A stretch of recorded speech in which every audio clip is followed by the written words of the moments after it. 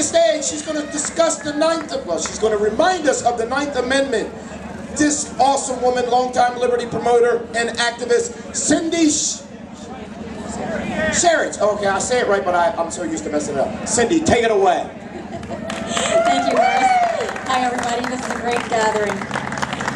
The Ninth Amendment.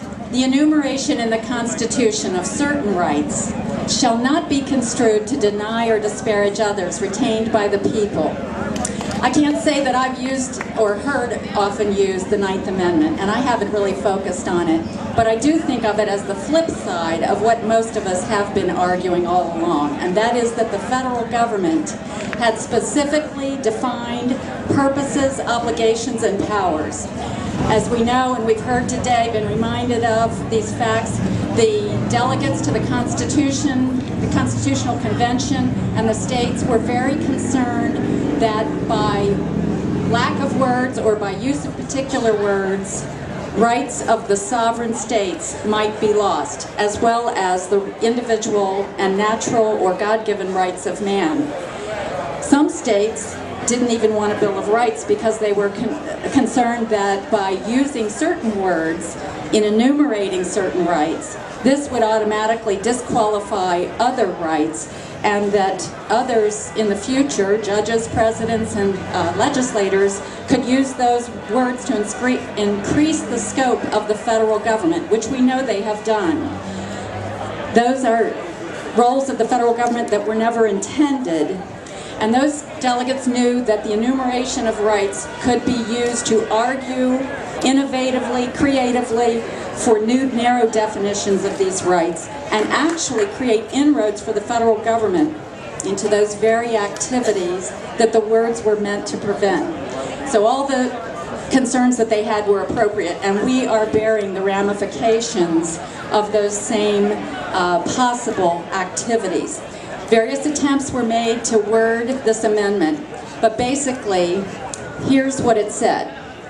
It was saying, we have written a constitution giving a national government power over our sovereign states. Now we're attaching a list which identifies rights already belonging to individuals and states, so that we may be sure to make it as plain as possible that the national government may never interfere in these activities.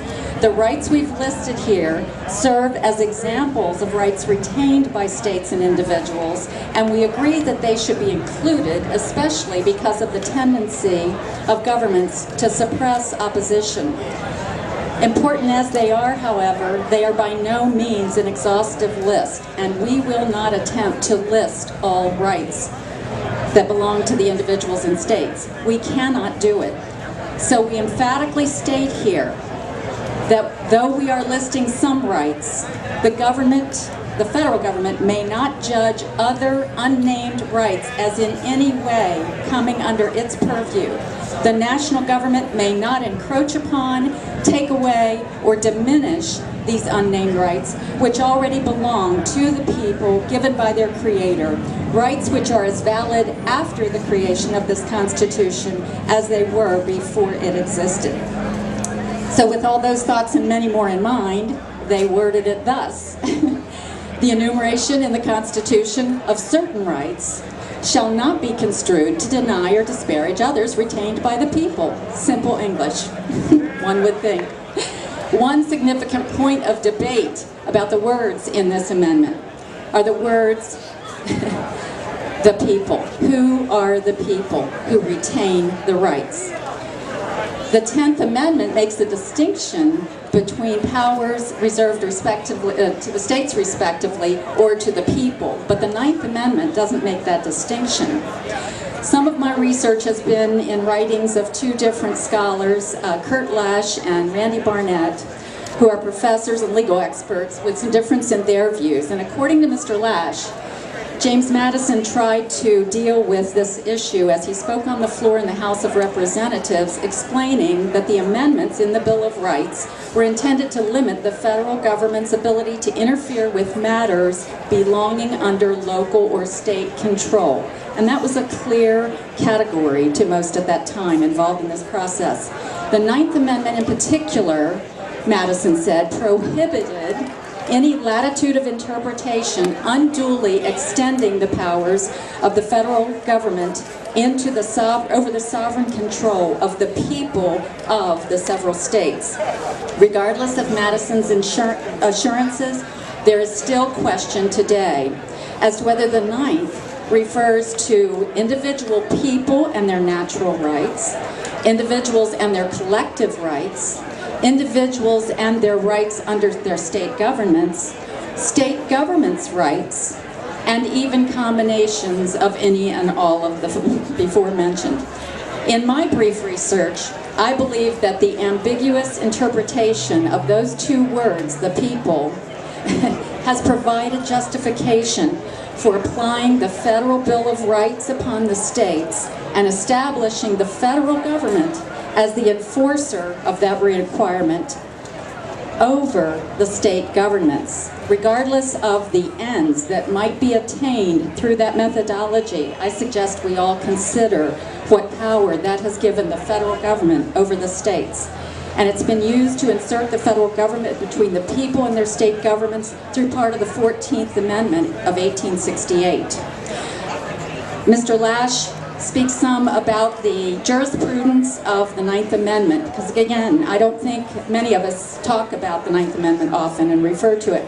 He says it's widely assumed that the Ninth Amendment languished in constitutional obscurity until it was resurrected by Justice Arthur Goldberg in the 1965 Griswold v. Connecticut case, which was painted, my words, as the individual's right to privacy, a right to be enforced by the federal government upon the state government. Mr. Lash says that there's a rich history of legal interpretation and judicial application of the Ninth Amendment from 1789 through 1964, and it played a significant role in some major constitutional disputes in our nation's history, including, of course, the ratification of the Bill of Rights, the constitutionality of the Bank of the United States, the scope of exclusive versus concurrent powers of the federal government, the authority of the federal government to regulate slavery, the right of states to secede from the Union, the constitutionality of the New Deal, and the legitimacy and scope of incorporation doctrine. Joseph Story was one justice in the early 1800s who interpreted and applied the Ninth Amendment precisely the way that James Madison spoke about it and the state ratifying conventions seem to have intended, and that is, as a rule of construction, preserving the retained right of local self-government.